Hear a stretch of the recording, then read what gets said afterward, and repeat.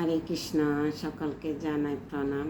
আজকে আমি অগাসুর বধ লীলা বলার চেষ্টা করছি। ভগবান এই জগতে আসছে সাধুদের রক্ষা করার জন্য, দুষ্কৃতিকারীদের দমন করার জন্য, ধর্ম সংস্থাপনের জন্য যুগে যুগে অবতীর্ণ হয়েছিল।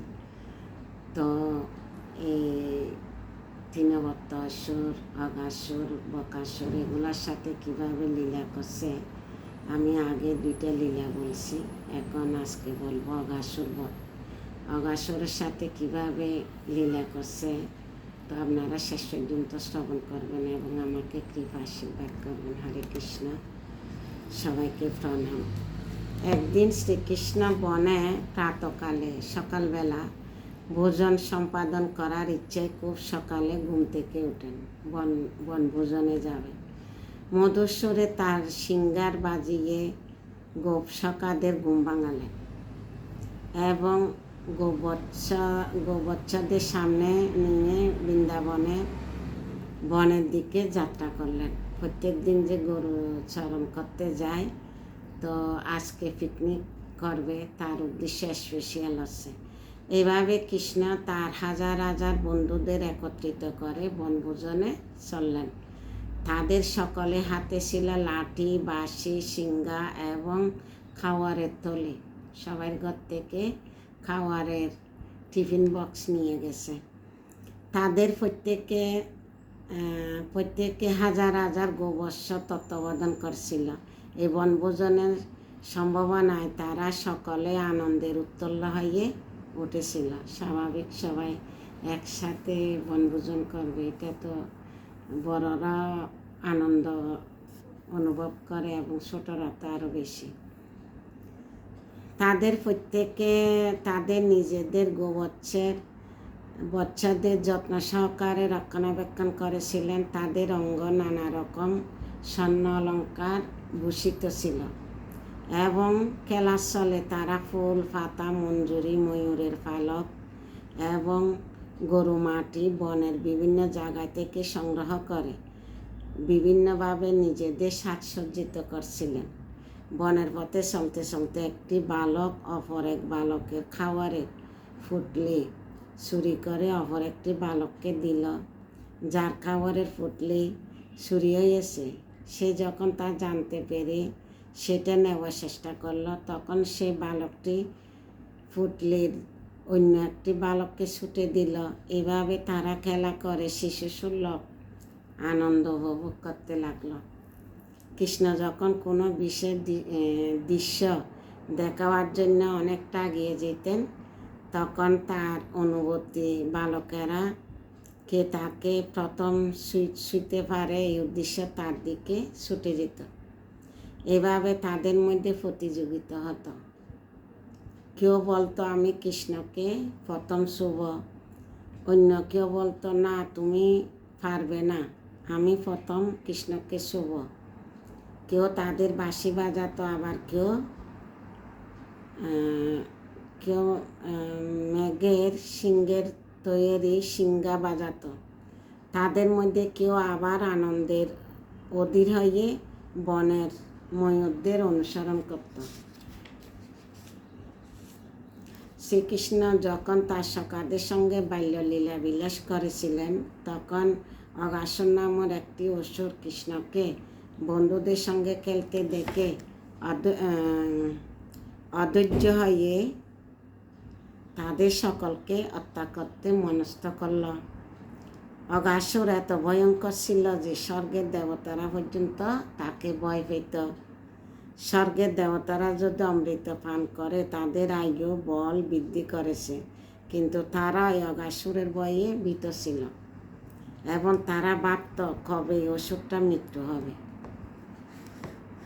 স্বর্গের লোককারীরা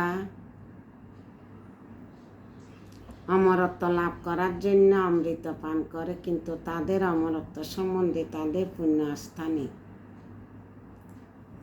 পক্ষান্তরে যে সমস্ত বালকেরা কৃষ্ণের সঙ্গে খেলা করছিল, তারা সেই অসুরটাকে মোটেই ভয় পেল না।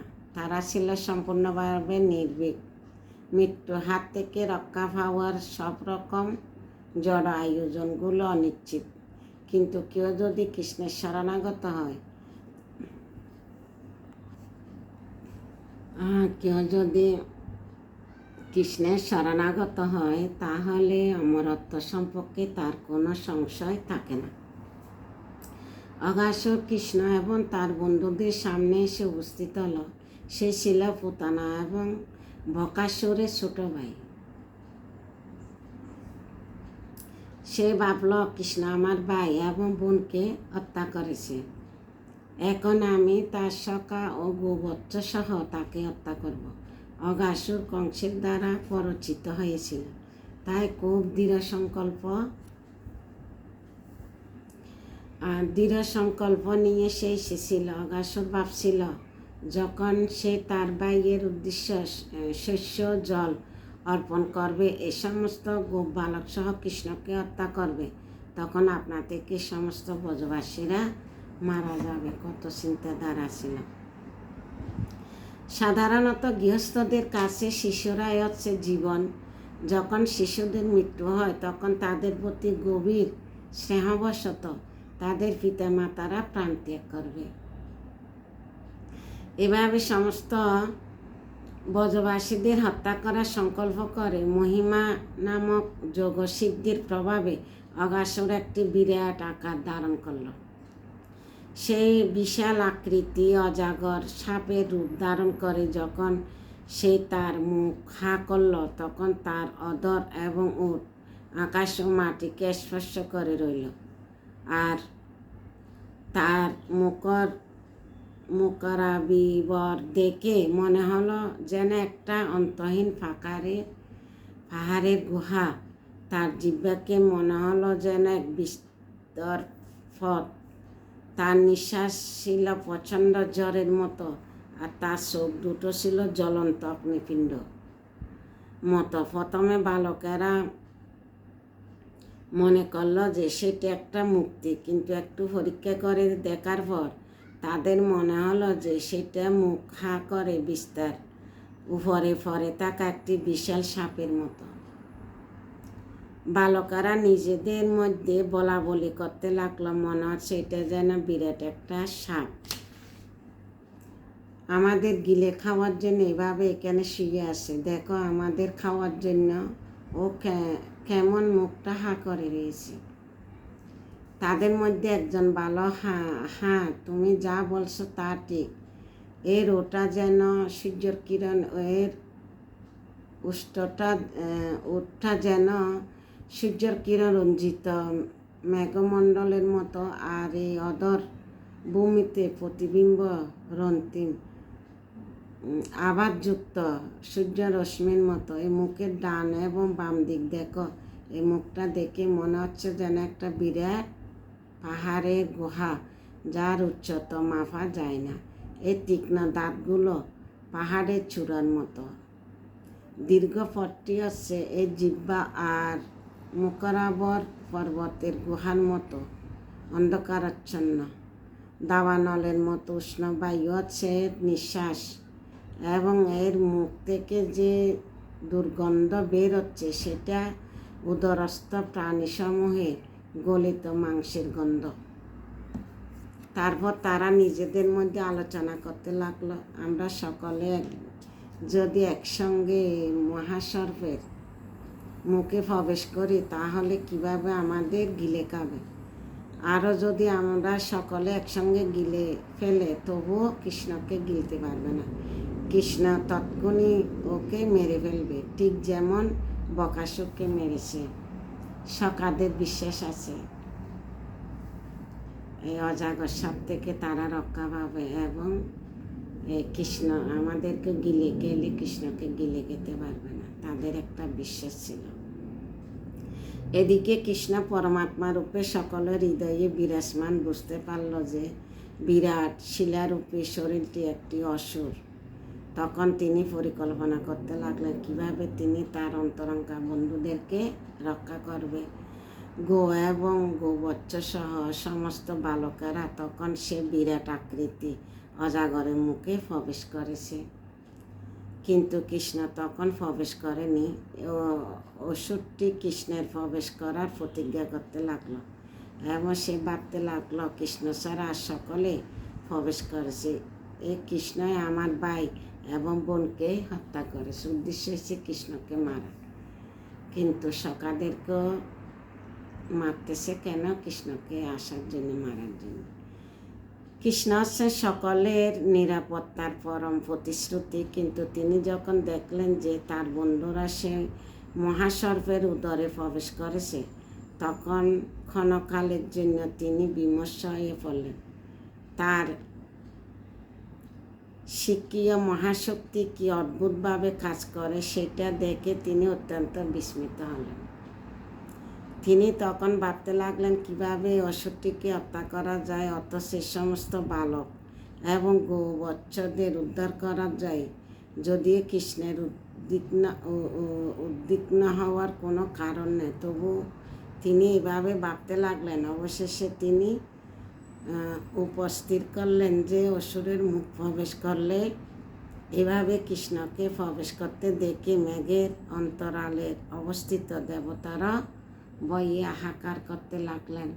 আর সে সময় কংস আদি রক্ত মাংসভুক্ত রাক্ষসেরা অত্যন্ত আনন্দিত হলেন। অসুরটি যখন কৃষ্ণ এবং তার সখাদের ফিসে ফেলাবার চেষ্টা করছিল, কৃষ্ণ তখন দেবতাদের হাহাকার শুনতে পেলেন এবং তিনি তৎক্ষণাৎ সেই অসুরটির গলদেশে নিজেকে বর্ধিত করতে লাগলেন। যদিও সেই অসুরটি একটি বিরাট শরীর ধারণ করছিল, কিন্তু তবুও কৃষ্ণের বর্ধিত হওয়ার ফলে তার কণ্ঠ রুদ্র হয়ে শ্বাস বন্ধ হতে গেল এবং চোখ দুটি ঠিক করে বেরিয়ে পড়ল। আর প্রাণবায়ু কোন দিকে দিয়ে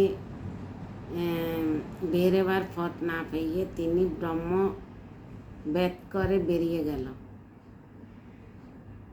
এভাবে সেই অসুরটি মৃত হল। কৃষ্ণ তখন তার বন্ধুদের এবং গোবৎসদের প্রতি তার করুণা দৃষ্টিপাত করে তাদের চেতনা ফিরিয়ে আনলেন এবং সেই অসুরের মুখ থেকে বেরিয়ে এলেন। কৃষ্ণ যখন অগাসুরের মুখে ছিলেন, তখন সেই অসুরের আত্মা এক অদ্ভুত জ্যোতিতে 10 দিক উদ্ভাসিত করে কৃষ্ণে বেরিয়ে আসার প্রতীক্ষায় আকাশের অবস্থান করছিলেন।